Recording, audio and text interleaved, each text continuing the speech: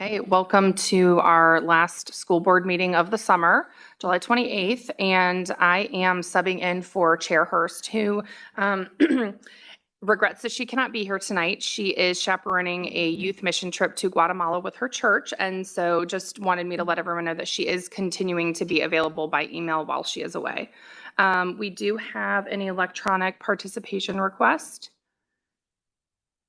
Do I have a motion for that? Ms. Lohr is requesting to be present electronically this evening.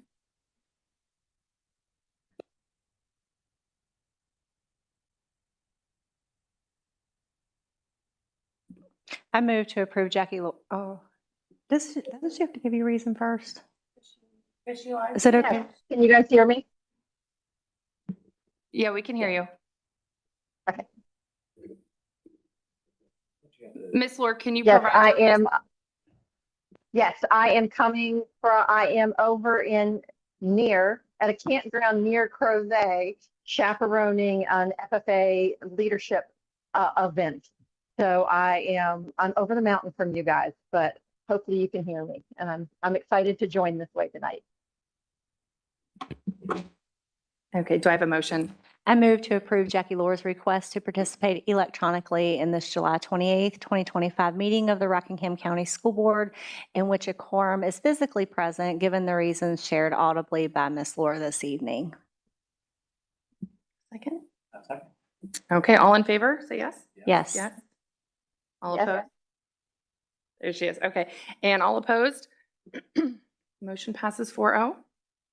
Okay, so bear with me this evening. So I'm just going to follow our agenda here. Next up is our moment of silence.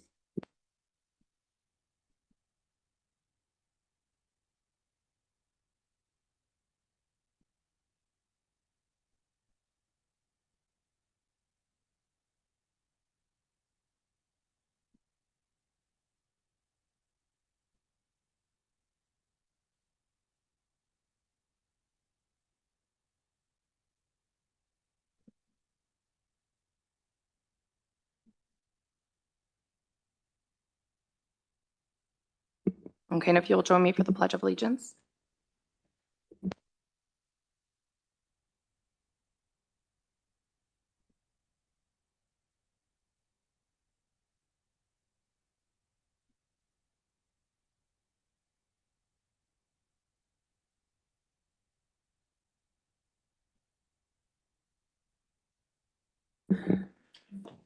First thing that we have on our agenda is a special recognition from Megan Trice, Conservation Technician and Education Coordinator of the Shenandoah Valley Soil and Water Conservation District, recognizing Mrs. Lauren Arbogast as our Conservation Education Teacher of the Year. So my name is Megan Trice, like you said.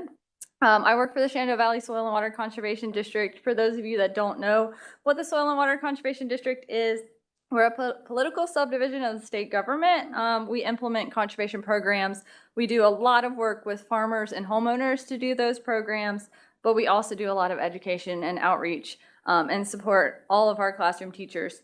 We serve Rockingham County, Page County, and the city of Harrisonburg. We use state funding for most of our programs, but we rely a lot on locality funding to support our education efforts. So annually, we recognize 2 teachers who incorporate conservation education into their curriculum. One award for a K through 5th grade teacher and one for a 6th through 12th grade teacher. So we encourage nominations each year because some years we don't get very many. So this year's K through 5th grade, even though she teaches pre-K, she was that awesome that we selected her for our K through 5th grade Teacher of the Year award is Lauren Arbogast. Lauren's been an educator for 14 years and currently is a pre-K teacher at Lacey Springs. She goes above and beyond her classroom curriculum to add conservation in there. She has her younger students have buddies with older students to talk about plants and how they grow. She has her students explore the outdoors, make predictions, draw conclusions. She started farming in the city when she worked for Harrisonburg City and has since brought similar programs to the county here. And a lot of schools in the area have adopted those school-wide Ag Day concepts that are great for all of the students here in Rockingham County. She dedicates time outside of the classroom getting grants for outdoor education at Lacey Springs, and that's just a few things she does. So we wanted to recognize her in front of you guys and give her this really awesome plaque.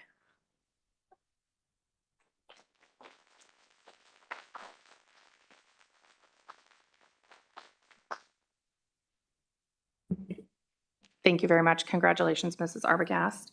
Next up, we have our comments from the public. All right, and first up, we have, do I need to go? I'm good. I apologize, y'all. I've been thrown into this and, all right. Catherine Smith is the only person up, so you are welcome to come on up to the podium.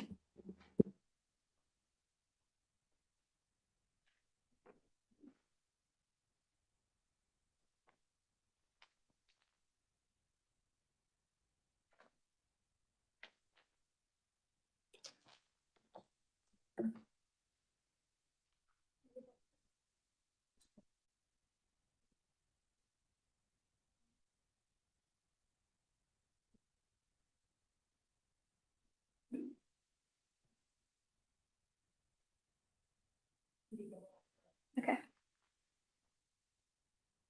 Hi, my name is Catherine Smith. I am a student at Motivated Middle School with a passion for cross-country theater, academics, and creating a brighter future for myself and for those around me. I was ranked 11th among female middle school cross-country runners in my county in the past year, a testament to my perseverance and athletic dedication. In the classroom, my commitment hasn't gone unnoticed. I was honored with the Character Counts Award by all 4 of my 7th grade teachers, and I will tackle the challenge of algebra as an 8th grader. I am a student in person who leads with heart, puts in work, and inspires others to aim higher. So, health and wellness benefits of longer lunch times. When students have more time to eat, they make healthier choices and don't feel rushed to finish. Slowing down helps with digestion and makes lunch a more enjoyable, relaxing break. Short lunch periods can cause skipped meals, stomach aches, and low energy for the rest of the day. A longer lunch gives everyone a fair chance to eat, recharge, and be ready to learn. Social and emotional well-being. Extra lunchtime gives students a chance to relax, connect with friends, and recharge from the demands of the school day. These mental breaks reduce stress, improve focus, and help students return to the class fresh and ready to learn. Hey, Ms. Smith, the board would agree to this. Can we just cut the timer off? She's the only speaker tonight, and I don't want you to feel like you're rushed, so take your time. Thank you. And Can we also ask her to move her mic closer to her mouth so that it picks up Okay. on the Is that audio? better?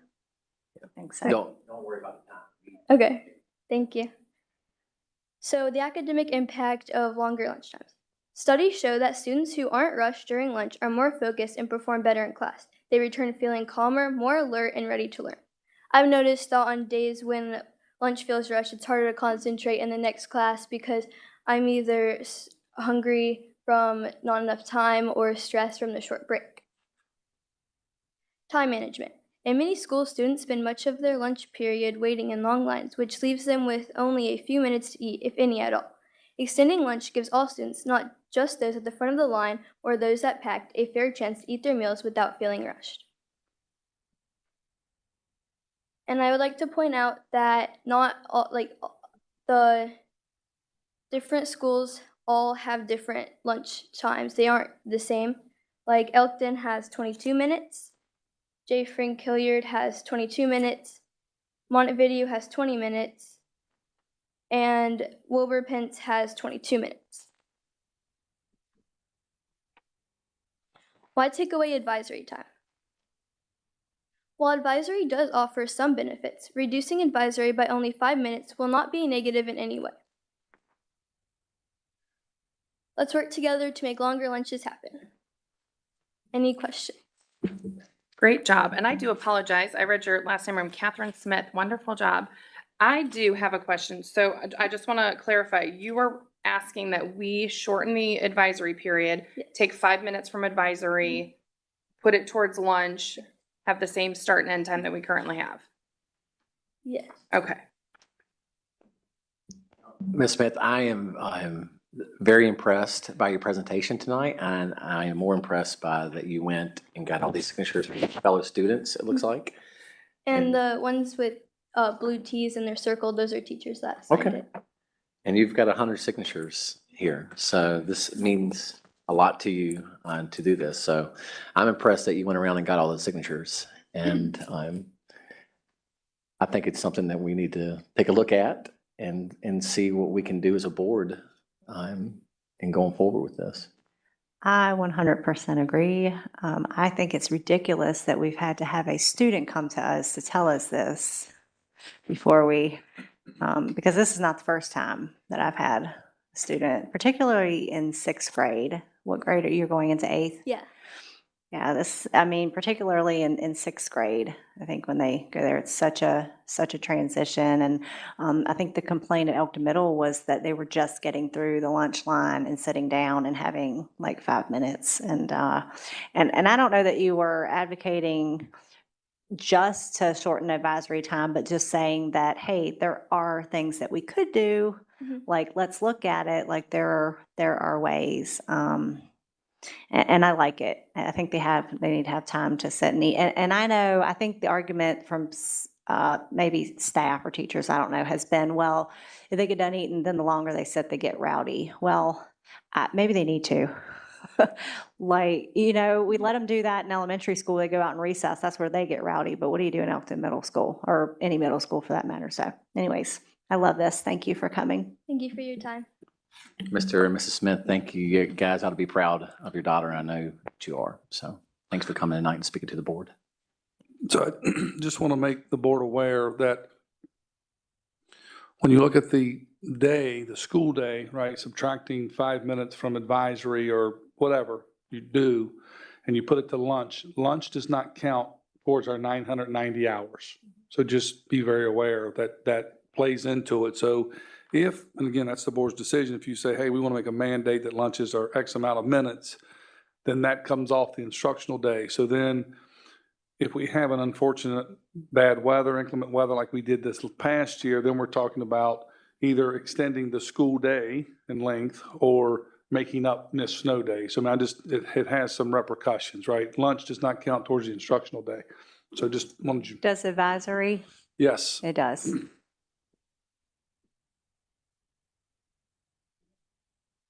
What time?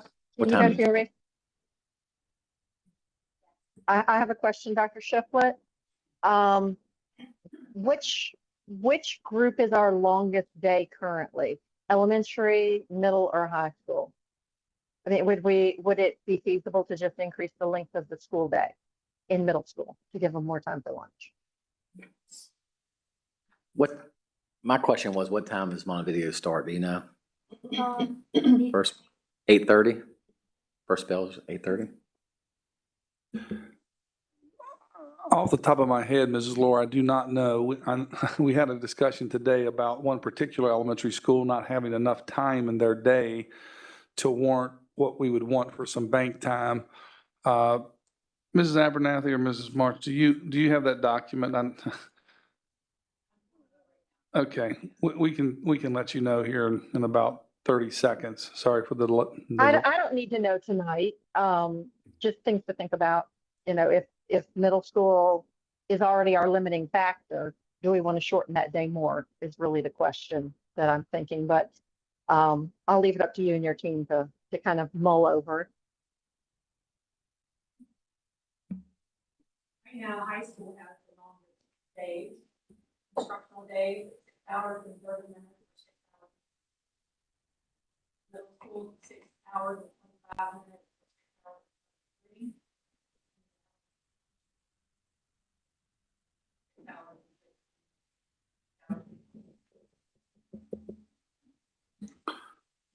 So it may not impact the overall instructional days if you change 5 minutes, right? And again, you're right, Mrs. Cave, it's not significant, but last year we were getting close. Don't jinx us. I know that if we, We appreciate the information. Dr. Shiflett, we look into, if we do, like say if we just, instead of Montevideo starting at 8:30, they start at 8:25, or all of them start 5 minutes early. For the 20 minutes just doesn't seem like a lot of time to eat lunch.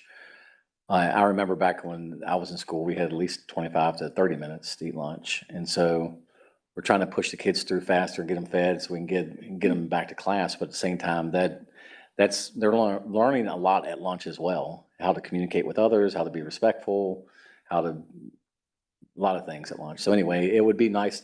Can we look into how it would impact like bus routes and things like that and starting 5 minutes earlier? Is there any other thing during the day that doesn't count towards instructional time other than lunch? Nothing. No, lunch is what we have to subtract. Probably, I want to say 5 or 6 years ago, recess had to be subtracted, but Right. now they allow us to count that as the instructional day.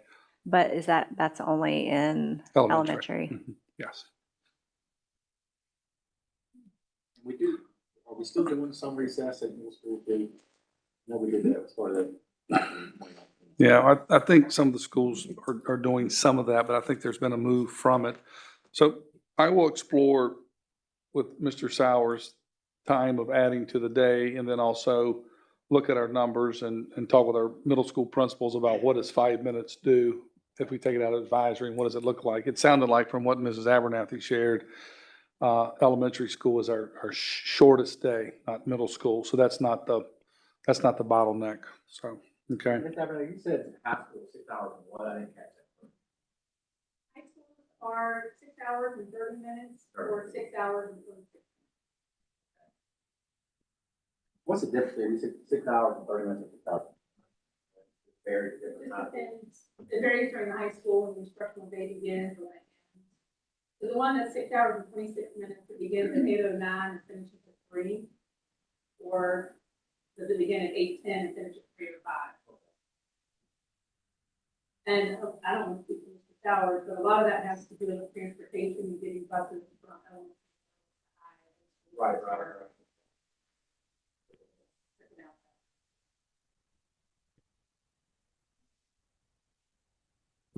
Well, thank you, Catherine. You definitely have given us a lot to think about. And obviously, this impacts not just the school board, all the schools, transportation, scheduling. So this one thing that seems very small is going to be a big ripple effect. And I think we can figure out a way. I know my daughter last year, she was in 3rd grade last year, and she ate by herself. And I said, why don't you have anybody sitting with you? And she's like, Mom, I have to eat. This is my time to eat.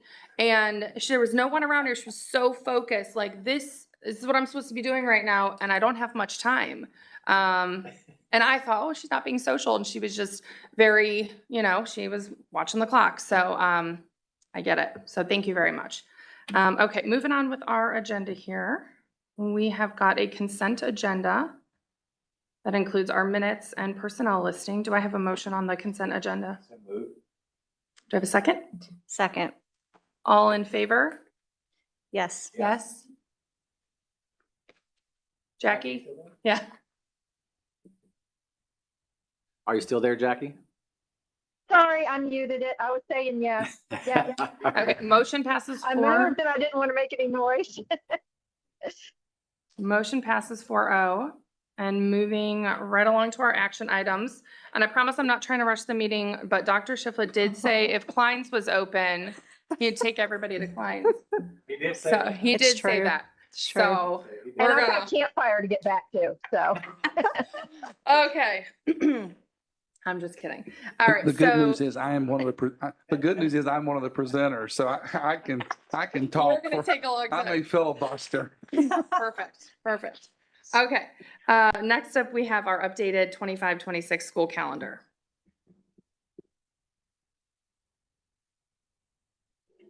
Good evening, Vice Chair Burgoyne, Dr. Shiflett, and school board members. At the June 23rd school board meeting, Chair Hurst recommended adding personalized teacher workdays to the 25-26 school calendar to allow time for report card preparation. At that time, October 24th and March 20th were added as proposed personalized workdays. An additional day, January the 20th, has been added for the same purpose at the end of the July 14th school board meeting. So I'm here tonight requesting for final approval of the revised 25-26 school year calendar that will reflect 3 days for personalized workday for teachers completing report cards, and that's October 24th, January 20th, and March 20th, and that's the end of each of the 3 first terms respectively. very much. Vice Chair Burgoyne and board members, I recommend approval of the updated school calendar for the 25-26 school year. Do you have a motion? So moved. In a second? All in favor? Second, Yep. oh, Yes. sorry. Yes, All opposed? I didn't hear Holly. Okay, motion passes 4-0. Thank you. Thanks for Thank you putting very in the much. work and doing that. All right, next up, we have bid recommendation for speech and language pathology services presented by Justin Moyers. Good evening, members of the board. Dr. Shiflett. I'm coming to you this evening to ask for approval to have speech and language pathology services approved for Valley Speech and Language Centers for next year. We received 10 total proposals. The committee looked through all of them and they provided the best one. And they will provide services to our middle and high school kids next year. I'd be happy to answer any questions that you have. Did you call it Valley Speech and Language? I'm sorry, just Centers? speech and language Just, centers. Yeah, okay. not Valley. Okay. Yes, you can take that word out. And it's just for middle and high. That's the plan on how they want to use them, yes. Okay. Vice Chair Burgoyne and board members, I recommend awarding the contract for speech pathology services to the highest rated offerer as presented by Justin Moyers, Chief Financial Officer.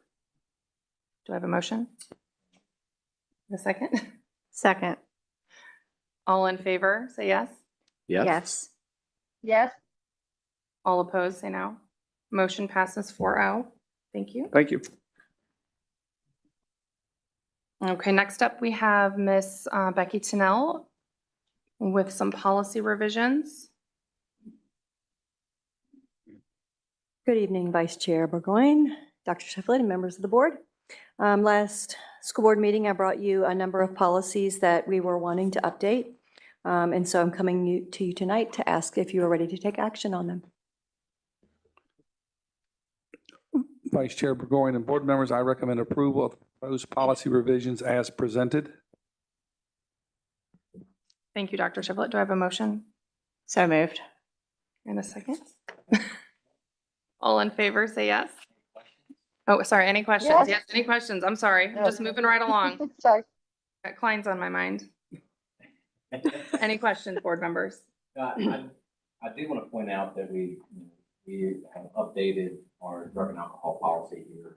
And one of the things that I want to point out here is that I think it was maybe a year ago at one of our board meetings, special meetings that we had, that Vice Chair Burgoyne actually wanted to add the piece in there that a student could do some hours for community service to take off the days for poor school standing, which I thought was a really great idea. And we put for every 4 hours you do for community service would take off a day of poor school standings. And this year we're cutting that down back to 3. So every 3 hours you do will count for 1 day, correct? Yes, and we made that change to be in line with our attendance recovery. So if a student misses a day of school, they can come to evening school or night school for 3 hours to offset that date. So we thought it just made more sense just to be kind of equal with what we're doing, 3 hours for trading off for a day. So that's sort of the rationale behind that. And I also want to point out that we put some language in there as well of what we approve as community service for students to be able to do, right? Correct. We wanted students to be offering service in some capacities to someone other than their family, whether it, a church organization or the Little League or just any way that they can support their community, their neighbors, and not receive compensation. So they're not being paid for this work and doing something for someone besides, their mom and dad or their grandparents. So that was sort of the idea, because there are a number of nonprofit organizations out there, but sometimes it's hard for kids to get to some of those places like the SPCA or what have you during the, maybe on a weekend or what have you. So we're trying to give kids an opportunity. So if you make a bad choice, right, and again, we've talked about this, it's not really a hard decision. Don't bring drugs and alcohol to school. It's really simple, to be honest with you. Yeah. But if somehow you get yourself in a tight spot, you can work your way out of it, right? And hopefully learn from it and not be a repeat offender, because if repeat offenders, then there's going to be other consequences, and the board may get involved with some of those. But this was where we saw an uptick with our drug and alcohol violations were with vape pens, right? That still seems to be the place where where we catch kids. And so we're trying to give them an opportunity to earn back those opportunities to participate in sports or the band or musicals or what have you. So I think it's nice that the school board offered that. I really do. Yeah, I do too. And this goes back to 2021 when Dr. Alderfer came to the school board meeting that I was here at and said, the drugs, especially the vaping, this is out of control. And they needed a tougher policy from the board to be able to enforce. And we were trying to find a good balance. And, as any policy that you make, you reevaluate at the end of every year and you see, is it working? Is it not working? And that's what I think that the board is doing here. We're seeing, I'm glad we put that piece in there last year.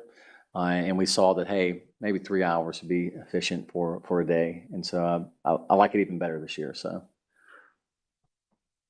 I guess my question would be, have we had many students use that ability to do community service? I know of several students who have taken advantage of this. They run the hours by their school principal and, record their hours on a sheet that we use for like other hours for community service. And we used to have that as part of our graduation. So, yes, I know of several students who have used that opportunity, and it's a lot of hours, right? So, and there's a minimum number of poor school standings, so you can't work them all off, right? I think 30 or so. I think there's some. Yeah, there's a minimal that you can't work off, Right. but we wanted to give an opportunity, for students to be able to do that. And what I also like that the language we put in here as well is that this is with prior approval Yes. of where they're going to do their community service. So, you just can't put anything on the paper and say, well, I did it, down the road at such and such, Right. So No, it's prior approval, or we're going to check in and make sure that this is a good place where they're doing their community service. Yeah, and I think, Mr. Cross, I think you're right. We draft a policy that was new to us a couple of years ago, and you make revisions to it. And I think trying to clean up the language as to what counts towards the community service and the hours to making it more aligned. So it's sort of a work in progress. But I think, again, our message is going to be, it's pretty simple. You don't have to do community service if you don't bring alcohol and drugs to school. Right. That's not a hard rule to follow. Amen.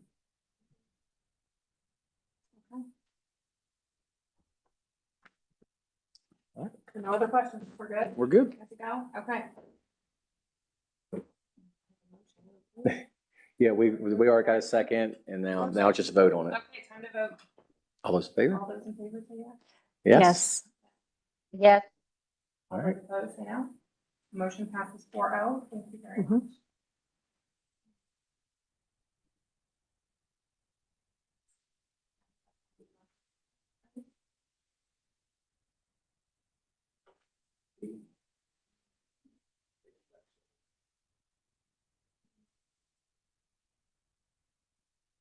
This is a resolution.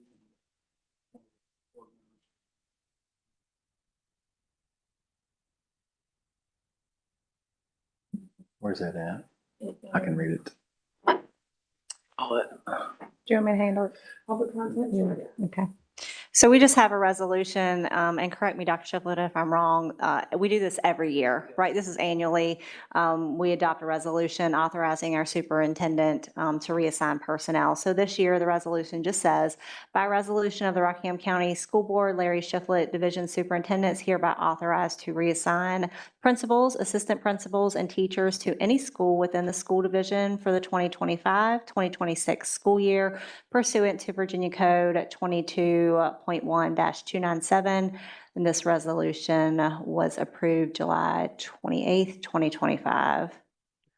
So I move to adopt the resolution authorizing the superintendent to reassign personnel pursuant to, I can't see it on my screen. I got a box at the bottom, sorry. I'll second it. Thank you. All those in favor say yes. Yes. Yes. Yes. All those opposed say no. Motion passes 4-0. Thank you, Ms. Cave, for that. Okay, next up, we have our information items. We have information on student conduct update.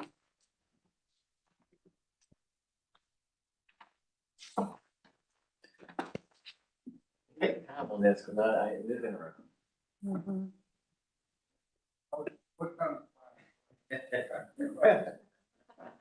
True. We may be here for a while.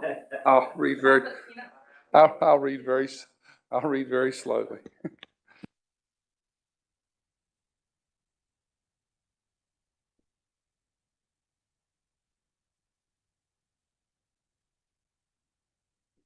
Four or 5 years and looking at some trends in student behaviors. And I think the last presentation was by Dr. Aldifer in January of 2024. So we'll hopefully take a look at some of the kind of a follow-up with some of the data he had shared back during that presentation, and maybe sort of build some momentum to maybe yearly just look at this data and how we're doing. You know, in part of our comprehensive plan last year, core focus area number 1 was student safety. So it does remain a high priority for the school division. It remains a high priority for me as a division superintendent. And so it's important that we kind of keep a pulse on where we are in terms of student conduct. So I want to just kind of, as we're looking at this data, I want to kind of talk through just some cautionary words here. So in 21-22, DOE changed the codes for collecting student conduct data. So we have codes that we have to enter. So when student, you know, has a misbehavior, and then we have to enter that into Power School, and then we submit all that information to the Virginia Department of Education. So in 21-22, they changed their codes, and we have 93 different code options, which in some ways you may think more is better, but perhaps it's not, right? Because then it gets a little bit confusing as to how we are classifying a particular behavior. And I'll give an example. So let's say a teacher's in her classroom or his classroom, and they ask a student to do something, and the student doesn't comply, right? He chooses to do something else, and so then the teacher writes up a referral and sends him or her to the office, right? So that's definitely a disruption to the classroom. So we could log it as a classroom disruption. It's also disrespect, so we could log it as classroom disrespect. So sometimes it's hard to, you know, figure out, you know, how these are being classified. So the teachers, you know, kind of making a decision maybe in the moment about what they're writing and what's happening, and then the administrator is dealing with it, and then maybe the clerical staff is entering it into the discipline report. So, so sometimes it's hard to say that what is a classroom disruption, what is a you know, a classroom disrespect towards a teacher or to classmates. So sometimes it requires a little bit of looking through and thinking through the data. And I'm going to share some examples of how I think some things have changed from last year to this year based on how some things were coded. Okay, so just keep that in your mind, and some of this data will make sense, especially when we get to the second one on my presentation. So first up is excessive tardies and skipping. So we had a decrease, which is good, from previous year, 23-24.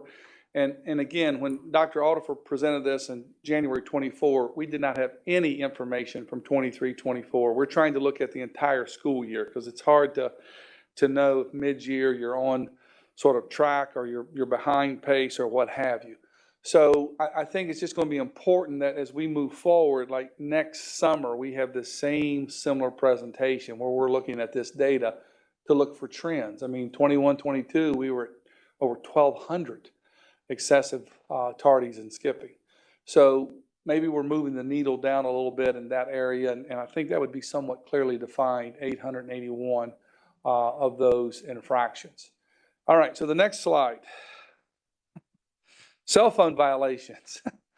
So knowing that we implemented a bell-to-bell, no cell phones used, do you think we had more or less infractions for last year? So, yes, more, lots more, way more, lots of cell phone infractions. But we have a very specific policy of infractions, what happens on offense 1, what happens with offense 2, what happens with offense 3. And so we began to be very more intentional tracking these. And in some cases, I would say in previous years, some of these may have been because teachers could allow students to use them during non-instructional times. And maybe what happened, maybe at the end of class, the kids, were on their cell phones and the teacher said, well, now it's time to put them away, and the kid didn't.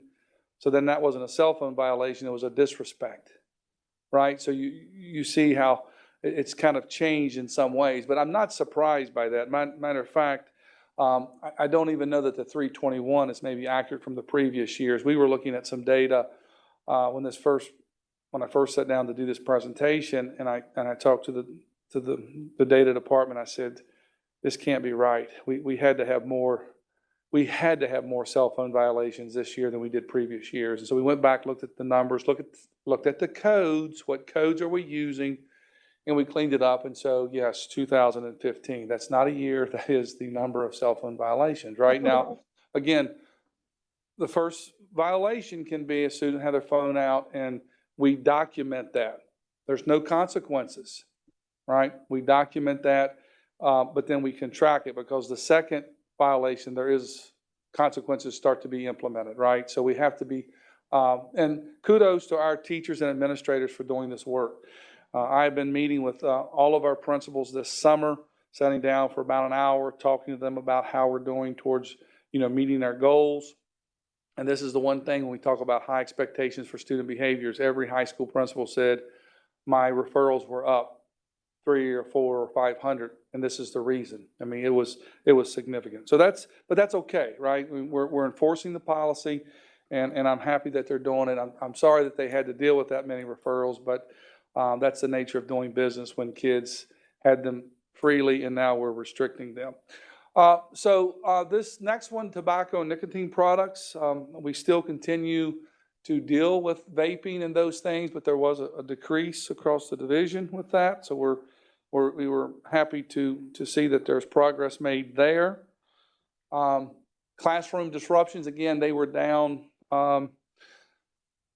significantly, about over a couple, almost not quite 200, but they're down. But again, maybe some of that could have been some cell phone violations in previous years. So we're not sure how a teacher or administrator or clerk looked at that. And then disrespect and defiance has decreased, and I know that was important to our school board last year. We talked about really a harsher stance on disrespect towards staff and teachers, and the board saw students for that, for some of those behaviors that were very extreme. Physical altercations did increase. Now, some of this is, not always fighting, but it's pushing or shoving and those types of things. Once there's some physical hands placed on each other, it becomes part of something we need to address. And obscene language and gestures, small decrease, and you can see that's kind of been somewhat steady, but trying to address that behavior. Weapons, last year we were at 6 weapons. Now this would be, a knife that reaches a certain length with the blade, or, whatever would, we would look at. Not always are we talking about guns, but there has been a decrease, right? We were up at 18, 17, and then down to 6, and then 9.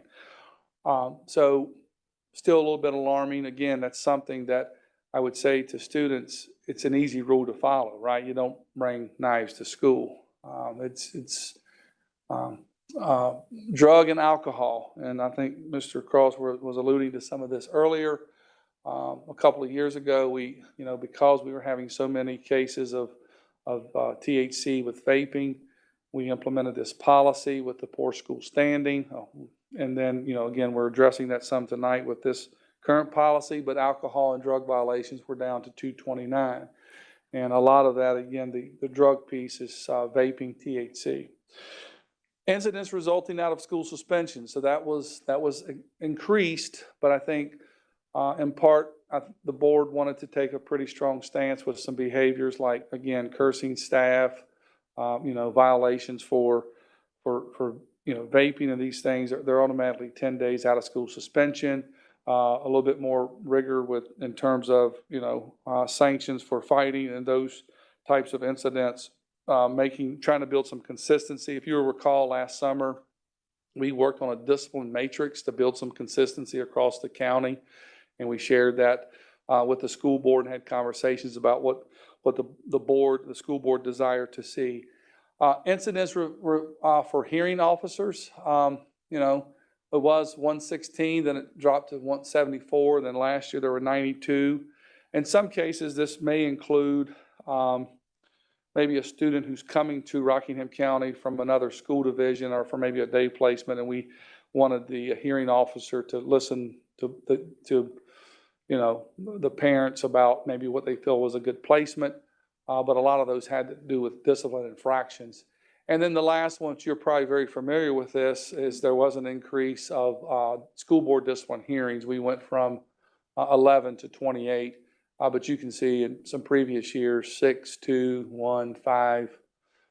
So I think, again, the board's desire to, set high expectations for students' behavior, and there's consequences when you can't meet those behaviors. And so the board heard 28 cases over the course of last year, and you were there, you were part of that. So just sort of an overview, right? So what questions do you have? What other information would you like us to go? I think if I recall, Dr. Aldifer did a presentation in early January of 24, and then came back with some more data. So if there's things that you would like for us to dig a little deeper into, or other pieces of information that you think would be helpful to you in your work in trying to govern the school division, I'd be happy to work on getting some more data for you. And you may not, if it's nothing on the top of your head that you want, obviously we can have more conversations about what would be helpful to you. This, Dr. Schiff, this is really exciting for me tonight. I mean, to see the improvements. I believe there are improvements over the past almost 4 years that I've been on the board is pretty significant. Over the last year, seeing what we've been able to do as a board is pretty significant. We did make it a priority last year to start the year off in 2024 and having a student, you created a student conduct committee and looked into this. And we told you to tell the message back to our principals that we were wanting them to enforce our policies, especially when it came to drugs and alcohol, fights and threats, safety as a school. All these things were big deals to us, and we wanted to make sure that we were doing our due diligence as a board to make sure our schools are safe for our children in our schools. And so, I mean, quite a few things point out to me, but the last one that you just read is, you go back to 2021, the school board heard 1 discipline hearing case. And last year we had 28. That's because this board made it a priority for student conduct to do a better job for our kids and for our teachers. The policy in cursing our teacher, I think that's a big one. We know from national statistics that teachers aren't wanting to be a part of to be a teacher anymore because of the disrespect in the classroom. And I have heard back from several different teachers thanking us for our stance on that, and also have heard of teachers leaving the city, coming to the county to want to teach. So a lot of them are going to take a little bit of a pay cut, come to the county and teach, but the environment is a whole lot better. So that's credit to this board, willing to do some hard work on the board. A few notes I did take during your presentation was at the very beginning, let's see, the one on tobacco and nicotine products. I would like to look into getting detectors in our bathroom. I know Augusta County has this. Several other school divisions have detectors when it comes to vaping detectors in the school. And so I would like to check into that and seeing what that looks like and what the cost is of that. I did have a question on the cell phone violations. Did the numbers get a little better as the year went on, or did they kind of stay kind of the same throughout the whole year? I will have to go back and look and see if I can get a breakdown by month.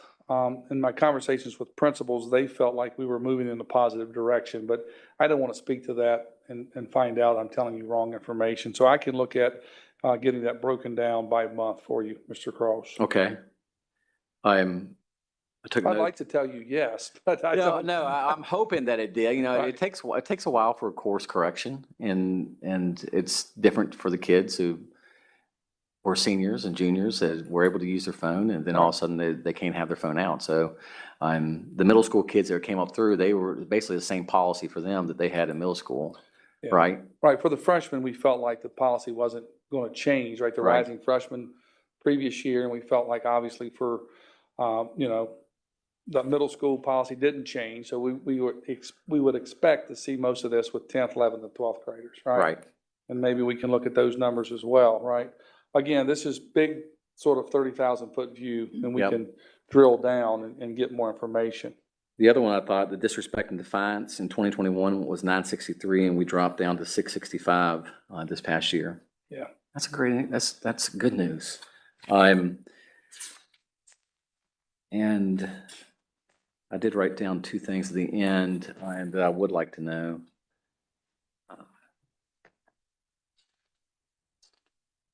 School threats. So I would like some data on how many school threats Sure. that we had throughout the year from students.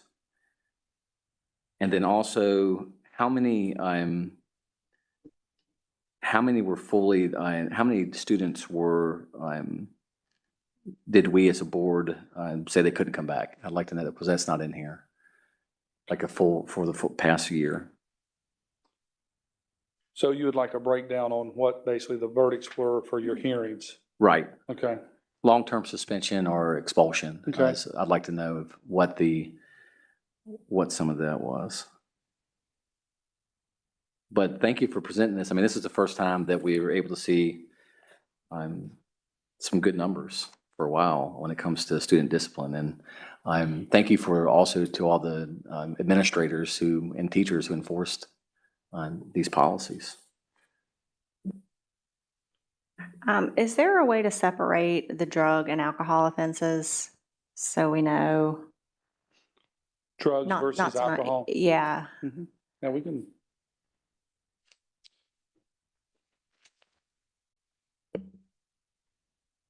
I believe we can do that. And one thing that we didn't get at the last meeting was, can you also find out how many IBR offenses that we had in the schools? IBR? Yeah, incident-based reports from the sheriff's office, from our resource officers. It'd just be nice to know how many IBR reports that our resource officers are having to file as well. Kind of give us a little bit of idea where we're at. I'll be happy to ask. I hate to add more to this, but I would love to see a breakdown yearly of the cell phone violations by 6 through 12. Just, that way if 6th grade has, or let's say 10th grade across the board has a lot of violations, next year, if they still have a lot of violations, we can assume that majority pool is the same kids. I do find it interesting, and it's not funny at all, but the cell phone violations are up and physical altercations are up, and coupling that with us removing cell phones, I feel like kids haven't had that device to be able to, focus on. So I'm curious, and just my theory is maybe that they're being forced to interact and maybe haven't done that in a while with some people they may not mesh well with or whatever, and maybe that has led to that. I guess we won't ever know, but I just found that to be interesting that this was the first year, and the physical altercations are the highest they have been since 2017. So just interesting to me. But classroom disruptions are down. And I did have another question.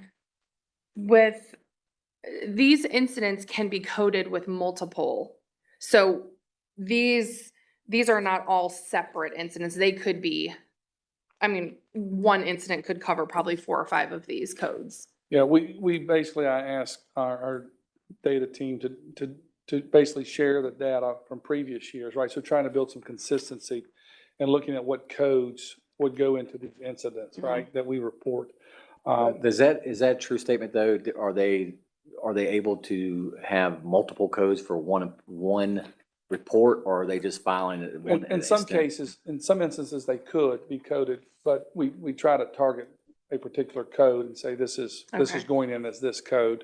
But like for cell phone incidents, there's 2 codes. I don't have them memorized, but like B12 and B13 are the codes used for those violations. It would also include maybe if there was an unacceptable use breach with a Chromebook or something as well. Okay. So again, it's not always the cleanest data in some ways, just because there's some human error. I shouldn't say error, but some human element to how they're, entering this information. But we can definitely, again, dig down, and as you sort of digest this over the next week or 2, if you come up with something, you say, hey, I'd like to see this broken down, and I like the idea of breaking the cell phone violations down by the month, and then as Ms. Burgoyne requested, by grade level to see where there's targets, right? So, so last year, as a division, we set sort of 3 goals, right? One was academic go for green, meaning, green and achievement data, not saving the environment, which is also a worthy goal, but that was not what we were measuring. 2 was high expectations for students' behavior, right? That was a goal. And being visible as leaders. And so we're going to kind of put all those on the 2.0 scale for next year, right? Same things. We haven't really reached the pinnacle yet, if you will. So we still have work to do for going green, and we still have work to do for high expectations for students. I think what's really important is, what you alluded to, Mr. Cross, is that our administrators understand the school board supports sometimes these harsh consequences, right? Because you'll hear from parents or from students that, my son was suspended or my daughter was suspended for X, Y, and Z. That's the work we're asking them to do, right? And that's their charge. And they appreciate that. The administrators, appreciate that the school board sort of has their back, so to speak, that they're going to be tough on some of their consequences. And sometimes parents don't appreciate it. I'll just be very candid with you, right? So when they may call board members and say, this or that, but when you hold firm and say, yeah, simple solution here, don't bring alcohol and drugs to school, then you don't have to worry about poor school standing. You don't worry about community service. You just don't do it, right? So I think that's going to be important again as we get into another year of trying to, make our schools a safe haven for learning, right? And it's important. It's number 1 on the comprehensive plan.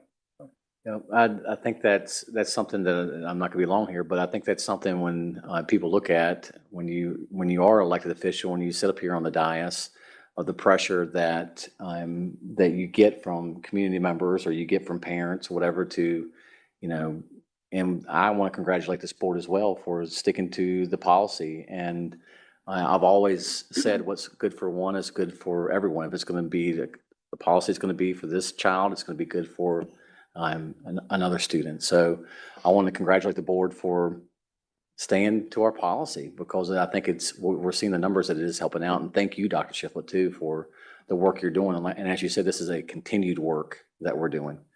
So I keep on with the message, being present. I think that's important. Just the present wise, I've said it time and time again, but one of the best administrators I worked with was with Eric Baylor. And he was always big on teachers and everyone just being present, from the SRO to everyone, and being present in the school. So it helps out a lot. I can only remember, and I'm sure there was more, but in the 4 years I was there as an SRO, I can only remember like 2 or 3 major fights. And that was because Eric Baylor was present, and he demanded that, he didn't do what he asked his teachers to, he would do it too. So, yeah. So thank you for keep on saying that. Laura, you have any questions? Thank you, Dr. Shiflett. I always look up like she's above us. Yeah. Okay. Thank you, Dr. Shiflett. Next up, we have Tammy Stone with a Science and Challenge update. Welcome.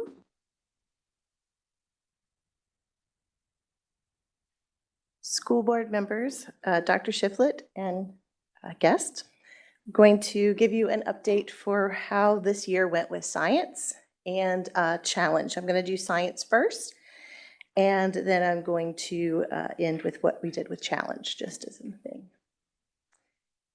So the first thing I'm going to highlight is our 5th grade science scores. One thing that's interesting about science is we are the only subject that tests cumulative bits of knowledge. So our 5th grade students have to take a 4th and a 5th grade cumulative test.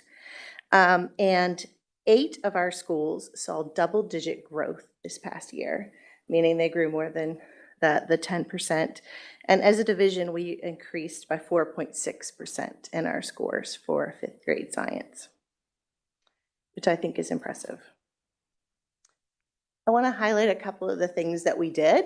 2 of our schools had been on academic review for several years, and we teamed up and piloted some different science experiments and piloted a learning platform and got the students' feedback on how that learning platform went.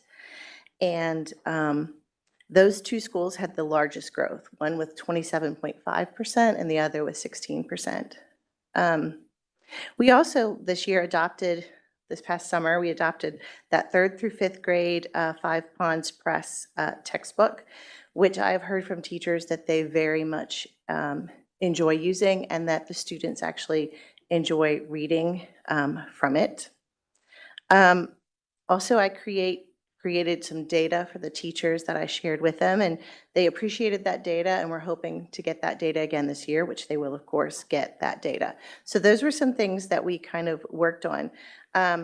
We are going to try for 1 year for that learning platform with all of our 4th and 5th grade students this year so that we can hopefully see that increase everywhere, especially since it was student approved. Like they enjoyed doing it, but also showed growth.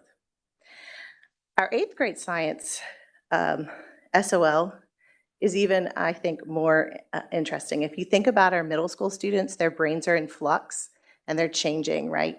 But in science, we give them a 6th through 8th grade cumulative test for all of the content they learn 6 through 8, which means they're learning all 4 branches of science in 3 years and then take an assessment on it. As you look at these scores, each one of our middle schools grew almost 10%. A couple of them even increased more. I forgot to point this out. If you notice on here, this says raw data for 2024 and raw data for 2025. The Virginia Department of Education has not released our final scores. So what I have done is given you what our preliminary scores were in 2024 and our preliminary scores in 2025. And that means that's the raw data. No students who were exempt because they were a newcomer or because they transferred in later have been exempted from either set of data, because I feel like that's the only way you can truly compare it.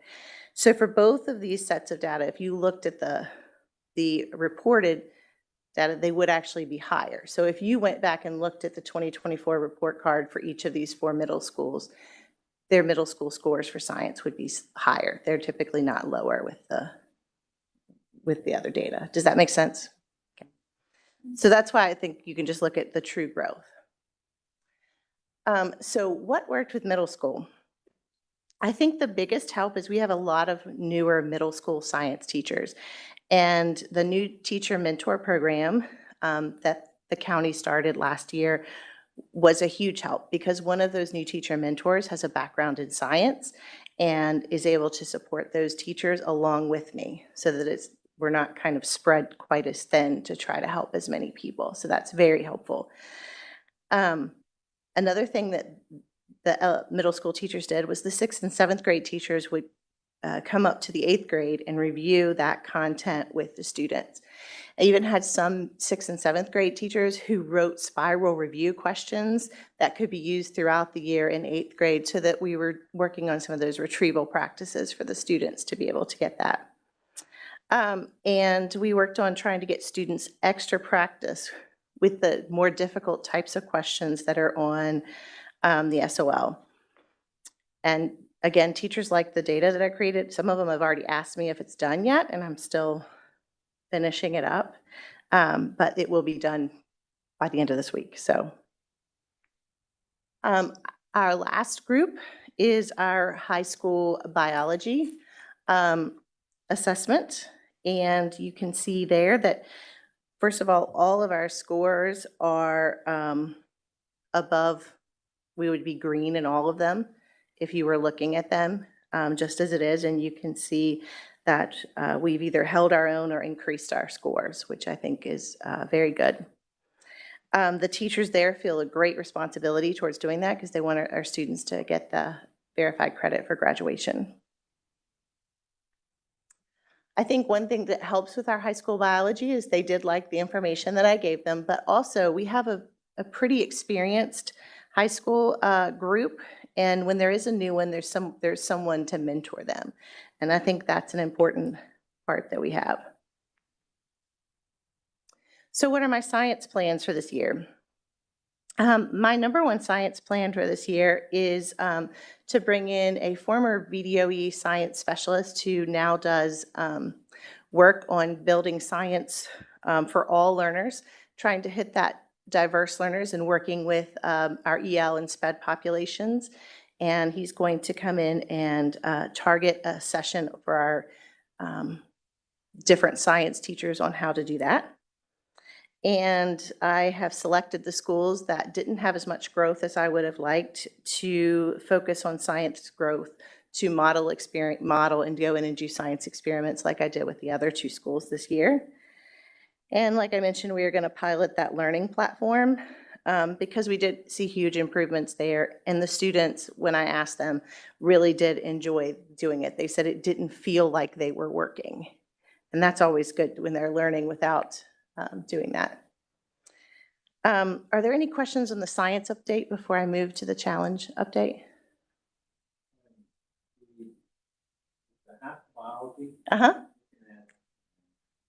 First of all, I just wanted to say thank you to all our teachers for all the work they put into getting these scores up, right? I do have a question with Turner Ashby, though. They look like they were -1, and their total pass rate was 74%. So what is being done to help those scores go up? So with that score, that's really, it's that, 1%. So it could be, that can just be a fluctuation kind of between there. And I'll definitely be talking to them. I mean, well, be talking to all of them because they'll all get the data, but they're a very strong group of science teachers, and you can see a fluctuation in data between one group and another. Like at this point, I don't know. It could have been they had a larger population of special needs students. It could have been many factors, but I won't really know that until we've had that conversation with them. But I can get back to you if you'd like. Yes, definitely. Would like to get back. There's 74%, and want to give out a shout out to Spotswood because they improved the most of the 8.76% with the 88% pass. So that's pretty cool. Spots was doing there.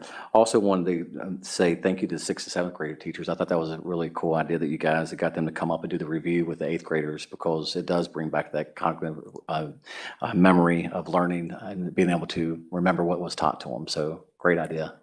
That was their idea. Yeah. We have awesome teachers. Yeah. Awesome. So moving on into the challenge update. Sorry, I turned pages here. So focusing, I'm going to talk about elementary, middle, and then high. We've been focusing on how to best serve our advanced learners with the changes in our elementary instructional time. One part has been figuring out where to put in our challenge time at. especially so that it doesn't mess up with our reading instruction time or our math instruction time. So our challenge teachers have become very creative about pushing in during those times and doing enrichment with a small group and having a math group that they're doing with. We worked on a plan and figured out how to budget to make it more accessible for smaller schools to have more access to resources. So we intentionally changed the budget structure in this year so that every elementary school, regardless of their size, got a little more money, and then it was based off of per student. So that's another thing that we worked on. I was very excited. Actually, there was a huge demand for this, but we piloted this summer our very first summer enrichment camp just for challenge students. So we had one that was for challenge students. I think it filled up in 3 days. So we had to use a lottery system we had over 60 applicants, and we just did a lottery system to select them. So there was that. The other thing that we piloted this year, we piloted this at 2 elementary schools, was we did Beast Academy, which Beast Academy is it's a math program for gifted students. It basically accelerates them not beyond their grade level, but makes them think deeper in math and be able to solve more complex problems. I can definitely say it was very popular. It was so popular that one of our students and their parents came to us about, could we offer it in middle school, because they were missing. They didn't want to miss that opportunity. So it was something that the students were doing, and it is not a game-based program. It is literally they're doing different tasks, and they are enjoying that. For our middle school level, we had our first 2 successful 6th grade challenge field trips, which one was archaeology. They both had archaeology, but both of them were dealing with history of our first presidents. We had Jefferson and James Madison, and we compared their houses, and we did that. And the students were very, very much enjoyed it. I loved their conversations and the things that we had with that. In fact, before this year, before we offered them this year, our number of students who requested testing for middle school challenge, once they made it to the middle school, we would test at maximum 2 to 3 students a year. And this year, we quadrupled that number. We tested over 13 of them. And I think that's because they saw it as, this is relevant, this is where we're moving, I want to be a part of that. And so that was exciting. All 4 of our middle schools had a solar challenge teams, and we held a district solar challenge competition, and we got to tour a solar farm, the one over here on Acorn Drive. And then 2 of our middle schools actually sent students on to states, and 1 of our middle schools sent students on to nationals. We also had 2 students apply to do our middle school regional summer governor's school, and they did do that this summer as well. So at the high school level, we had 4 high school students who were selected for summer residential governor's school, 1 in agriculture, 1 in foreign language for Spanish, 1 in science and technology, and 1 in fine arts. We also had 32 students who attend the Massanutten Regional Governor's School. And then we have 2 gifted students who worked on independent research and inquiry projects under me, working on that. And that's the picture of them at the JMU Regional Science Fair, where one of them actually, I think, earned like $250 in prizes from different organizations, and won first place in a couple of things. So what are my goals for challenge this next year? We've already booked and planned to continue our 6th grade field trip. We want to add on to our 7th and do a 7th and 8th grade field trip. We actually had it all planned out, and we were going to go to Lake Shenandoah, and we had all the stations worked out. And then my friend at the Department of Wildlife Resources let me know that they're draining that this fall. So that might mean we have to punt and come up with a new, but we want to do something related to life science and things like that. So it'll be related to that. And our 8th grade field trip, we're going to base that one on science and STEM as well, but we're going to go up to Massanutten Resort, and the 8th grade students are learning about force and motion, and we are going to do their new coaster that they have up there. And we are going to do a math lesson with the zip line, figuring out what the slope of the descent is. And so that's 2 of our plans for that. We also would like to offer more summer enrichment gifted camps at multiple levels next summer. I'd like to offer at least, try to offer a couple of different grade bands since this one went well. And we are offering Beast Academy to our elementary students again this year, and we are offering it in middle school as well. The Beast Academy program only goes through 8th grade. Are there any questions on the challenge update? What kind of budget increase are you going to ask for next year? Right now, well, okay. Well, my budget this year will cover everything that's in here.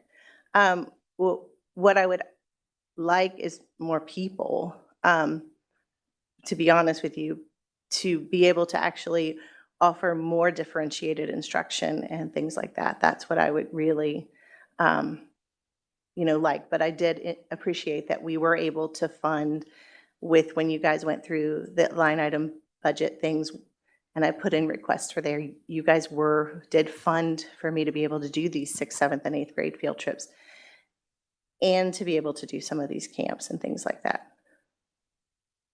So I appreciate that. So right now, I'm not asking for anything. Like what I'm offering right now, or what I'm saying right now, that's our plan for this year. Anything else would need more money. Good job. I work with amazing people. Thank you. How many, I just have a question real quick. How many middle school challenge students? You said you don't have many kids request to be tested. So how many in the county do you have?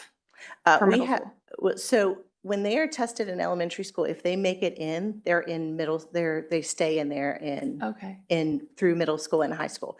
Once you are identified in Rockingham County as a gifted student, you stay as a gifted student until you leave.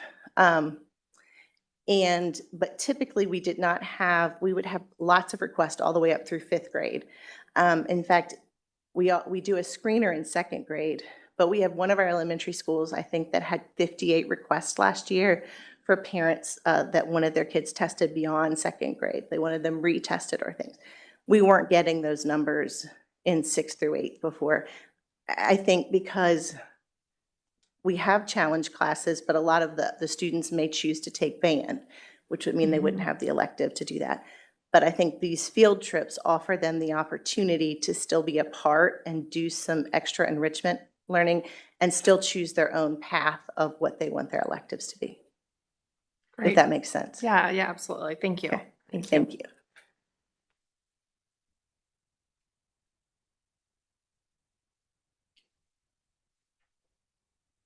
Okay, next we have field trip policy considerations.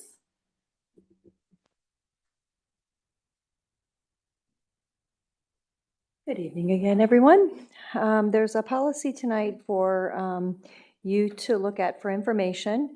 Included in the packet was the previous administrative directive, which had guidelines for field trips.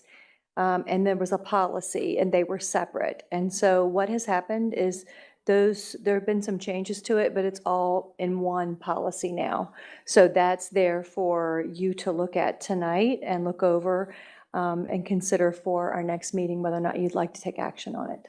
So it would be combining both that administrative directive and the previous policy.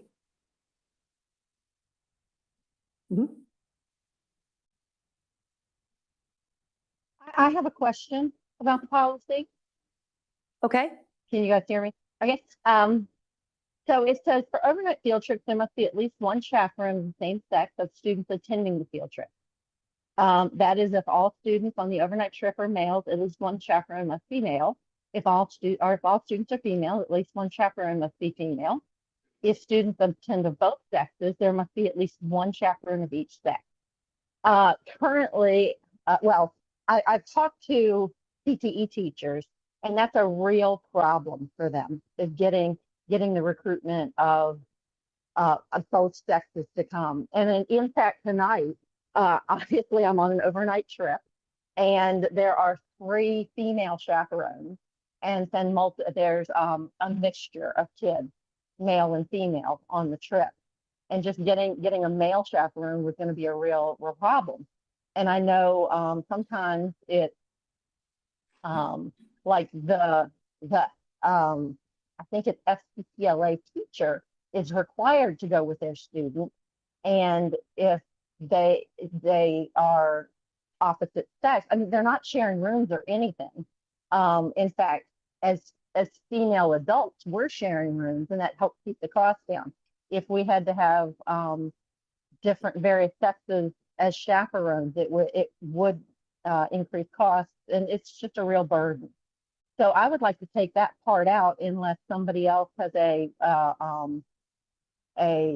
if somebody can explain to me why it is important. What part of the policy, Jackie, did you quote from there? I'm trying to find it. Right here. So the first page, Okay. Chaperones. 3rd paragraph, chaperones. For overnight trips, so it says chaperones, adequate adult supervision shall be required on all field trips. Yes, absolutely. But then for overnight trips, there must be at least 1 chaperone of the same sex of the students attending the field trip. That is, if all students on the overnight field trip are males, at least 1 chaperone must be male. If all students are female, at least 1 chaperone must be female. If students attend of both sexes, there must be at least 1 chaperone of each sex. I would like to take that part out. That's a tough one for me to want to take out. I'm coming from a law enforcement background. I get what you're saying, that it's going to be a difficult task maybe in some cases, but there should be a male chaperone for our male students and a female chaperone for our female students. That's where we've gotten in trouble in the past when there's not. So I think that's. When have we ever gotten in trouble for it before? I mean, I've gone on probably 100 overnight trips. Well, and I can point out, have I ever had a problem. I could point out that required me as a female. I could point out an incident, but it would be inappropriate here at a board meeting, Ms. Lord, to point that out. And I think that's probably part of the reason why we even have this one in here, of an incident that happened not too long ago. I believe I'm aware of that incident, and I still don't understand why men need to accompany me on a field trip. And like the one time I personally have ever had any kind of problem, it's when a little girl started her period and needed supplies, and she was more comfortable having me take her to the store than the male. But I don't understand why, because I've just got so much experience with this. I can tell you, there's one incident that you're referring to that I still don't understand why you feel like it's so important that there was a female or a male on that trip. And I've been on over 100 trips and have never seen it. And it is a major burden for a lot of our CTEs and a lot of our other trips for this requirement. And I would like to see it stricken.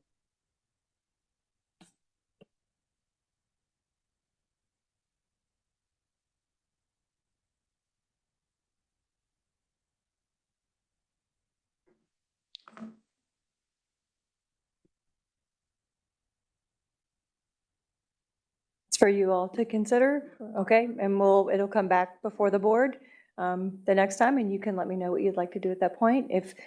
If you have communication that you would like for me to work on the policy between now and that time, I'm happy to do so. Okay? Thank you, Becky. All right, sure. All right. Next on our agenda is our policy manual statement. Per policy BF, Board Policy Manual, the superintendent shall ensure that an annual announcement is made at the beginning of the school year. Prepare yourselves. Annual announcement. The School Board Policy Manual is posted on the Rockingham County Public Schools webpage, accessible to employees and the public. Printed copies are available as needed to citizens who do not have online access. Further, changes in school board policy are presented at open school board meetings, predominantly as informational items to be approved at a later date. The school board welcomes input to the proposed revisions by school board members, administrators, teachers, parents, and other concerned citizens, period. Thank you, Dr. Shiflett. And then next is also yours with the superintendent update.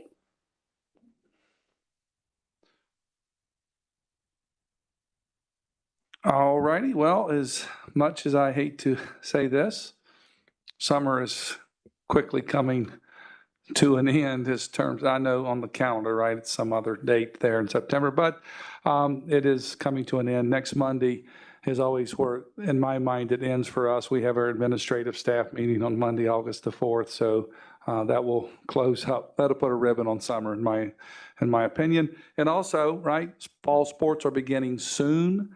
I believe golf started today, and football and sideline competition cheer begin on Thursday. And then on Monday, we'll have cross country and volleyball begin. So summer is sort of coming to an end. And the first day of school is scheduled for Thursday, August the 21st, for all those who are interested in knowing that. Want to just let the board know that the school security cameras have arrived, and we have started the installation process, so it is underway. And also, in talking about school safety, I will be traveling tomorrow to Hampton to participate in the Safe Schools Conference. Kayla Bailey, our Director of School Safety, is already there, as well as Jen Nick, an AP from Broadway High School. So we continue to try to participate with that conference as much as we can. It's just really tough this year because we have a board meeting tonight, and Wednesday night we have high school graduation. So it'll be a quick turnaround for me, but I'm looking forward to it. So thank you. I hope everyone has had a wonderful summer and looking forward to the start of a new school year.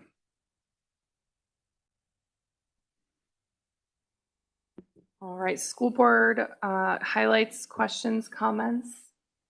Would anyone like to go first? Yeah. Go ahead, Kate, Mr. would Cross. you like to go first? I actually don't have anything for tonight, Okay. other than all of what Dr. Shiflett said about welcoming all of our staff back. So I resist the end of summer. Someone has to do it. Thank you for your sentiments. Someone has to do it. Mrs. Laura, are you still there? Do you have any comments? Some highlights I've had, obviously, I'm having a great time spending this wonderfully humid and hot weather camping. And that which makes me realize that it's prudent to say, as we start up summer sport or fall sports, Dr. Shiflett, just make sure everybody stays hydrated and takes care of themselves. I know our coaches are great at that, but just a little reminder never hurts. Because man, it is hot out there. Also, I was able to catch a couple of summer school visits just last week, or while we had summer school. And I even was able to take some sheep to John Whalen Elementary, and we got to talk about my favorite thing, farming. So I hope everybody's having a fun summer, and I'm looking forward to really getting back. And everybody stay cool in the meantime. Thank you. And thanks for letting me participate virtually. This has been very helpful tonight. Thank you, Mrs. Laura. Mr. Cross? Yes, I wanted to bring up, I'd sent an email out to the board when we had our executive MTC meeting, and I also talked with our school attorney. I want to make sure that we're in FOIA compliance when we're meeting as an executive team with MTC. I know that Harrisonburg they post theirs and they do a couple of different things. And what I understand and what we're doing is we put out a media release But I still feel like it needs to be something that we post at central office, and we also have, we have it out there more than just a media release to local media. So I want to make sure the parents are made aware of those meetings, and if they want to show up, they can be there. So besides that, I hope you guys are enjoying your summer. I'm going to ruin this and let you know that school starts in 24 days. So we've already started our back to school shopping. I know it revolves around the fair. We've gotta be there for the fair. That's right. Come on out to the fair. This is our last meeting, our last regularly scheduled meeting before school starts. So thank you all for bearing with me this evening. I hope Ms. Hurst has safe travels back, and then she can get this board back on track and you won't have to deal with me. Great job. Yeah, thanks. Anyway, one thing that I am planning on focusing on for this school year is bullying. And I just want to throw this out there because there was some new laws that went effect July 1st, 2025. And I have spoken with our attorney and just said, hey, once we get this down the pipeline, would love to revisit it with RCPS. I felt like last year, a lot of parents that were contacting me and things that I was dealing with, lots of issues at school were related to cyberbullying and internet and social media and things that were happening outside of school that ended up affecting and disrupting the school day. And so a new law was passed about cyberbullying. So I'm looking forward to seeing what those policies look like and how that trickles down to us, and then what we can do further.